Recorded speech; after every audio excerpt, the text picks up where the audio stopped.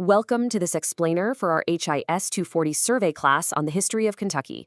Today, we're diving into the years right after 1865. And honestly, this is a period that presents a really fascinating and, frankly, pretty brutal historical paradox.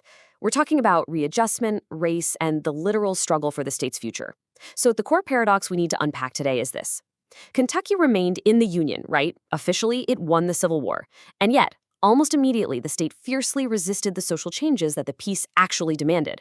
We really have to ask ourselves, how does a victorious state end up fighting a bitter, decidedly uncivil conflict within its own borders for decades to come? I want you to keep this central question in the back of your mind throughout this whole explainer. What happens when a loyal state rejects the peace? Remember, we are moving way beyond just memorizing names and dates here. We need to think critically about historical causality. The war was physically and psychologically devastating, Kentucky lost an entire generation of young men, and the state was just deeply, deeply divided. It was a true brothers' war. But the real conflict after 1865, it wasn't about returning to the battlefield to fight the North. It was entirely about internal power. So how did a Union state become a violent battleground for resisting equality? Well, to understand that, we first have to understand the world white Kentuckians were desperately trying to hold on to. All right, let's jump into Section 1, the illusion of continuity, and how folks were clinging to the agrarian ideal. So, following the war, a lot of established Kentuckians harbored this deep-seated conservative resistance to changing their pre-war social hierarchy. They really clung to this unified agrarian ideal. See, because they hadn't been subjected to federal reconstruction like the seceding states down south, wealthy Kentuckians figured there was practically zero need to fundamentally re-examine their lives or their social system. But here's the thing. This was largely a massive illusion that masked incredibly deep inequalities. We can see this perfectly by looking directly at the diaries of two young Kentuckian women from the time. First, you have Margaret Preston. She's an upper-class Lexingtonian, and she fills her post-war life with tennis, croquet, golf, listening to phonograph records, all supported by a staff that frees up her time. Now, contrast her completely with Nanny Williams. Nanny's a 24-year-old farmer over in Todd County. She's up at 4 a.m. doing grueling, back-breaking manual labor in the wheat fields, raising 10 children, and facing down this crushing debt that she literally referred to as a cankerworm. So that agrarian ideal? Yeah, it looked vastly different depending on your class. The end of slavery leveled wealth to a certain degree, sure, but profound economic and social divisions remained deeply, deeply entrenched in the daily lives of Kentuckians. And this illusion fractured even further along geographic lines. Think about a typical isolated rural homestead at the time. It relied entirely on self-sufficiency. Families were making their own clothes, rendering their own soap, and their whole lives are dictated by the rhythms of nature. But this frontier lifestyle was actively being challenged by the slow creep of urbanization. You can see this collision perfectly if you imagine the chaotic, bustling crowds of a Lexington court day, where these isolated farmers are suddenly rubbing elbows with wealthy merchants and urban boosters. Kentucky in this era was just a land of profound contrast.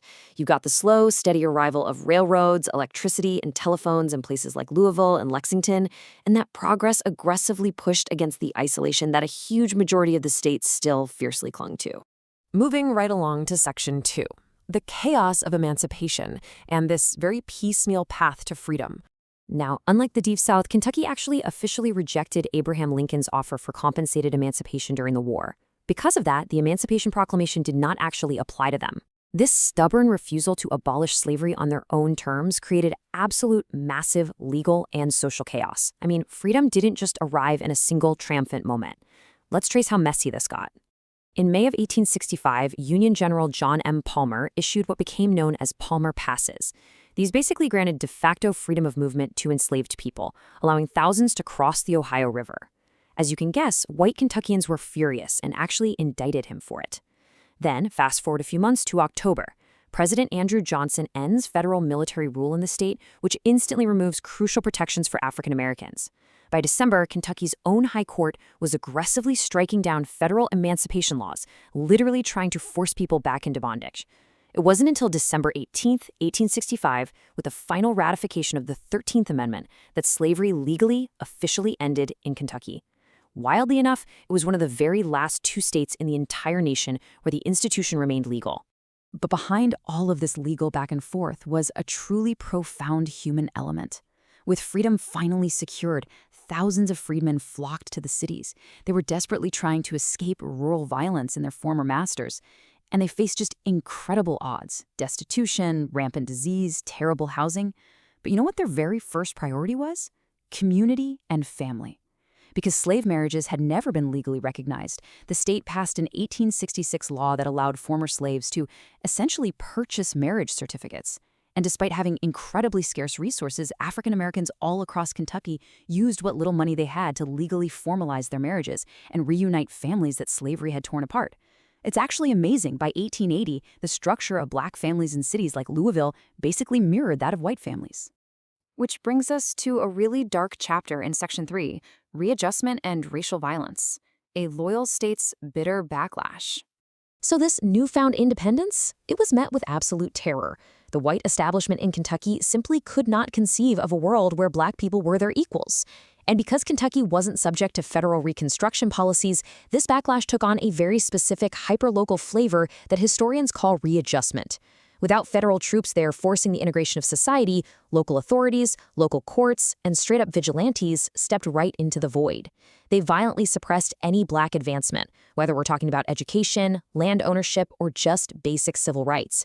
It was a desperate bid to maintain those pre-war social controls. African Americans in Kentucky were basically trapped in this brutal middle ground.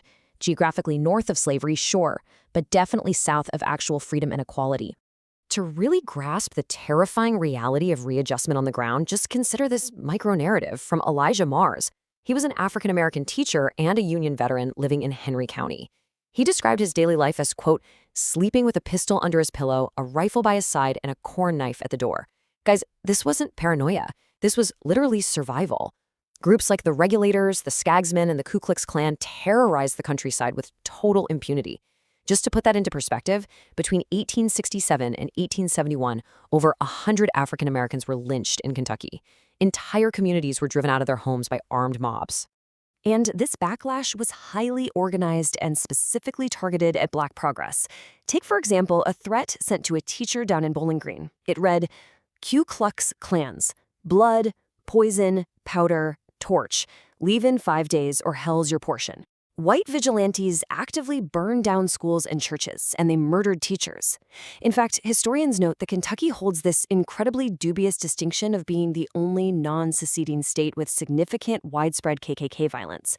The fighting in Kentucky absolutely hadn't ended at Appomattox. It had just morphed into a new domestic form of terrorism. Let's move into our final section, Section 4, the new political reality, federal intervention and realignment. Ultimately, white Kentuckians' total refusal to adapt humanely to emancipation basically forced the federal government's hand. Even though Kentucky wasn't a conquered Confederate state, the violence got so extreme that the Federal Freedmen's Bureau was sent in anyway. And their impact was huge. First off, they stepped in to supervise labor and voided these wildly exploitative apprenticeship contracts that were essentially just trying to re-enslave black children. By 1869, they had established nearly 250 schools serving over 10,000 students. And here's a stat that's absolutely crucial to remember. 80% of those bureau teachers in Kentucky were African American. But, as you might expect, this federal presence was fiercely hated by white Kentuckians, and it birthed a completely new political landscape. The old Whig Party? Totally dead. Now you had the Republican Party, which was made up of former Unionists aligning with the North and supporting the 13th, 14th, and 15th Amendments. Opposing them was the new Conservative Democratic Party. This was a messy mix of former Confederates and disgruntled Unionists who violently opposed any federal intervention in black rights. This effectively aligned Kentucky, a loyal Union state, with the political identity of the defeated South. Which leaves us with this final, incredibly provocative thought to take back to your classroom discussions. Did the Civil War ever truly end in Kentucky? Or did it just change battlefields? We've seen how a state that literally fought for the Union ended up rejecting the very peace that the Union secured, choosing instead a path of readjustment, racial terror, and clinging to this fading agrarian illusion. The physical armies might have surrendered in 1865, sure, but as the violence and the massive political realignments show us, the struggle for the true future of Kentucky was really only just beginning. Keep all of that in mind as you review this era for class. Thank you so much for joining me for this explainer.